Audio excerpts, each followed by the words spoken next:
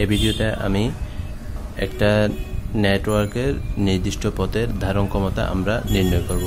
তাহলে এটা একটা নেটওয়ার্ক বা কানেক্টিভিটি সার্কিট, নেটওয়ার্কের একটা সার্কিট দেওয়া আছে। এই সার্কিটের এসটি কার্ড বিএসভিটি দ্বারা আমরা প্রকাশ করে থাকি এসটি কার্ডকে। তাহলে এর ধারণ ক্ষমতা আমাদেরকে নির্ণয় করতে হবে, যেখানে বিএস ইজ ইকুয়াল টু অর্থাৎ সোর্স আদিবিন্দু এস এ বি এবং বিটি আমাদের সিঙ্ক দেওয়া আছে সিডিইটি। তাহলে এখানে এস থেকে এস এবং টি বাদ, এসটা বোঝাচ্ছে সোর্স আদি উৎস আর টি দ্বারা বোঝাচ্ছে সিঙ্ক টি বা শেষ বিন্দু। তাহলে এস এবং টি বাদ। তাহলে এখানে আমাদের ধারণ ক্ষমতা নির্ণয়ের জন্য এ থেকে সিডিই এই তিনটা বিন্দুর বা এই তিনটা শীর্ষের মধ্যে যে প্রবাহ বা যে ধারণ ক্ষমতা আছে তা আমাদেরকে নির্ণয় করব। আবার বি থেকে সিডিই এই তিনটা শীর্ষের মধ্যে যেভাবে সংযুক্ত ধার আছে বা বাহু আছে, বি থেকে এই তিনটা বিন্দুর মধ্যকার যে বাহু আছে ওই বাহুগুলোর সমন্বয়ে আমরা কি নির্ণয় করব, ধারণ ক্ষমতা আমরা নির্ণয় করব। তাহলে প্রথমে যদি আমরা এখান থেকে দেখে নিই, এ থেকে এখানে আমাদের কোনটার সংযুক্ত আছে, এ থেকে সি এর মধ্যে আছে, এ থেকে সি। আবার বি এ থেকে ডি এর মধ্যে, এ থেকে ডি এর মধ্যে নাই। আবার এ থেকে ই এর মধ্যে আছে, এ থেকে ই এর মধ্যে আছে। তাহলে ধারণ ক্ষমতা হবে কার কার, এ থেকে সি এবং এ থেকে ই প্লাস। তারপর দ্বিতীয় বিন্দু আছে বি, বি থেকে সি, বি থেকে সি নাই, সংযুক্ত নাই। বি থেকে ডি আছে, বি থেকে ডি একটা পেলাম। আবার বি থেকে ই আছে, বি থেকে ই আছে। তাহলে আমরা এখানে পেলাম দুইটা পেলাম। তাহলে প্রথম দুইটা, তারপর পরবর্তী দুইটা। তাহলে চারটার সমন্বয়ে যে ধারণ ক্ষমতা আমরা পাবো ওইটা হচ্ছে আমাদের নির্ণয় ধারণ ক্ষমতা। তাহলে আমরা দেখি, দেওয়া আছে বিএস ইজ ইকুয়াল টু বিটি ইজ ইকুয়াল টু লিখলাম। তাহলে আমাদের ধারণ ক্ষমতা হবে, ধারণ ক্ষমতা ক্যাপাসিটি ক্যাপ এসটি কার্ডকে বোঝানোর জন্য আমরা এভাবে ব্র্যাকেট চিহ্ন দিই, S B T is equal to summation u belongs to BS, অর্থাৎ ইউটা হচ্ছে আমাদের সোর্স বুঝাবো আর ভি বোঝাচ্ছে আমাদের এখানে টার্মিনাল পয়েন্ট।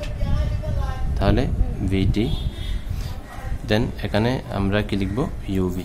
তাহলে এখন আমি এখানে ইউভি বলতে আমি এখানে কি পাচ্ছি, এ থেকে আমাদের কোনটা সংযুক্ত আছে, এই তিনটা বিন্দুর মধ্যে সি ডি ই এর মধ্যে এ থেকে ই আছে। তাহলে capacity between A and E plus C এর সাথে আছে।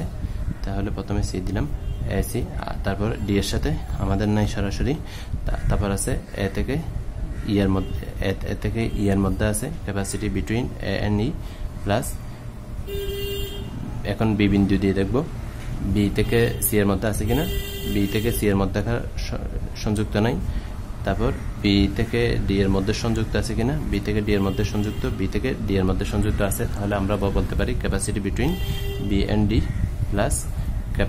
তারপর বি থেকে ই এর মধ্যে সংযুক্ত আছে কিনা দেখি, বি এবং ই এর মধ্যকার একটা সংযুক্ত দেখা যাচ্ছে বিই। তাহলে ক্যাপাসিটি বিটুইন বি এন্ড ই। এখন আমরা যদি মানগুলো বসাই, এখানে প্রথম মানটা হচ্ছে আমাদের ক্যাপাসিটি, এটা হচ্ছে ক্যাপাসিটি, এটা হচ্ছে ফ্লো। অর্থাৎ প্রথম মানটা আমাদের ক্যাপাসিটি হয়, ধারণ ক্ষমতা হয়, দ্বিতীয় মানটা আমাদের প্রবাহ হয়। একটা কথা মনে রাখতে হবে সবসময়, capacity is greater than or equal flow হয়, অথবা capacity is equal two flow হয়, কিন্তু ক্যাপাসিটি নট ইকুয়াল ফ্লো হবে না। এই তিনটা জিনিস আমাদের সবসময় মাথায় রাখতে হবে এই সার্কিট করার সময়। তাহলে এ থেকে সি এর মধ্যকার এখানে ধারণ ক্ষমতা কত, প্রথম মানটা 3 প্লাস এ থেকে ই এর মধ্যে ই এর মধ্যকার ক্যাপাসিটি 1, সি থেকে বি বি থেকে ডি এর মধ্যকার ক্যাপাসিটি, বি থেকে ডি এর মধ্যকার ক্যাপাসিটি আমাদের আছে 3। তারপর BE capacity between B and E, B থেকে ই এর মধ্যকার ক্যাপাসিটি কত 4। তাহলে এগুলো যদি আমরা যোগ করি 3 and 4, 3 and 1 তাহলে 4, 4 and 3 7, 7 and 4 11। তাহলে নির্ণয় ধারণ ক্ষমতা কত? নির্ণয়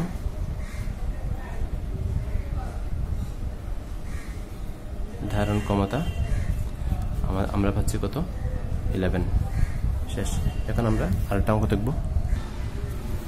আমরা যদি এই সার্কিট থেকে ধারণ ক্ষমতা আমরা নির্ণয় করি, দেওয়া আছে এসটি কার্ডের BS is equal to S A C D, আর বিটি দেওয়া আছে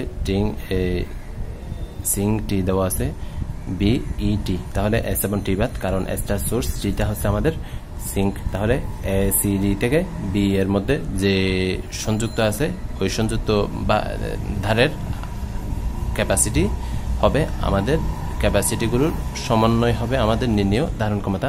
তাহলে এ থেকে সি এর মধ্যে আছে কিনা আমরা এখান থেকে দেখে নিই। এ থেকে বি এর মধ্যকার আছে একটা সম্পর্ক দেখা যাচ্ছে। তারপর এ থেকে ই এর মধ্যকার সম্পর্ক আছে কিনা, এ থেকে ই এর মধ্যকার সম্পর্ক নাই, তাহলে এ বাদ। এখন তারপর সি থেকে দেখি, সি থেকে বি এর মধ্যকার সম্পর্ক আছে কিনা, সি থেকে বি এর মধ্যকার সম্পর্ক নাই, বাট বি থেকে সি ওইটা আমার দরকার নেই। তাহলে সি থেকে বি এর মধ্যকার সম্পর্ক নাই। তারপর সি থেকে ই এর মধ্যকার, সি থেকে ই এর মধ্যকার সম্পর্ক নাই। সি থেকে ই এর মধ্যে কোনো সম্পর্ক নাই, কারণ সি ই এই দুটোর মধ্যে কোনো সম্পর্ক নাই। তারপর ডি থেকে দেখি আমরা, ডি থেকে বি, ডি থেকে বি এর মধ্যকার সম্পর্ক আছে কিনা, ডি থেকে বি কোনো সম্পর্ক নাই। ডি থেকে ই এর মধ্যকার সম্পর্ক আছে কিনা, ডি থেকে ই এর মধ্যকার সম্পর্ক আছে। তাহলে আমরা এখন মানগুলো আমরা খাতায় লিপিবদ্ধ করে মানটা আমরা নির্ণয় করি। আবার এখানে ডি থেকে টি এর মধ্যকার একটা সম্পর্ক আছে। তাহলে ক্যাপাসিটি আমরা কিভাবে লিখব? Capacity VS VT is equal to summation U belongs to V suffix S, V belongs to, এটা চাইলে একসাথে কমা দিয়ে লিখতে পারেন, নিচে নিচে লিখলেও সমস্যা নাই। আমার সুবিধা হচ্ছে নিচে নিচে লিখতে আমি স্বাচ্ছন্দ্য বোধ করি, সেজন্য আমি এভাবে লিখলাম। তাহলে UV। এখন আমাদের যে সম্পর্কটা আছে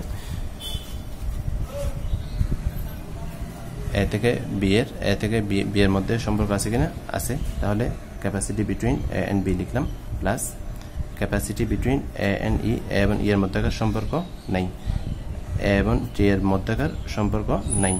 তারপর এবার সি থেকে বি এর মধ্যকার সম্পর্ক আছে কিনা, সি থেকে বি নাই, কারণ বিতে এদিকে আছে, বি থেকে সি আছে, তাহলে বাদ। তারপর সি থেকে ই এর মধ্যকার সম্পর্ক আছে কিনা, সি থেকে ই এর মধ্যকার সম্পর্ক নেই। আবার সি থেকে টি এর মধ্যকার সম্পর্ক আছে কিনা, সি থেকে টি এর মধ্যকার কোনো সম্পর্ক নেই, তাহলে সি বাদ।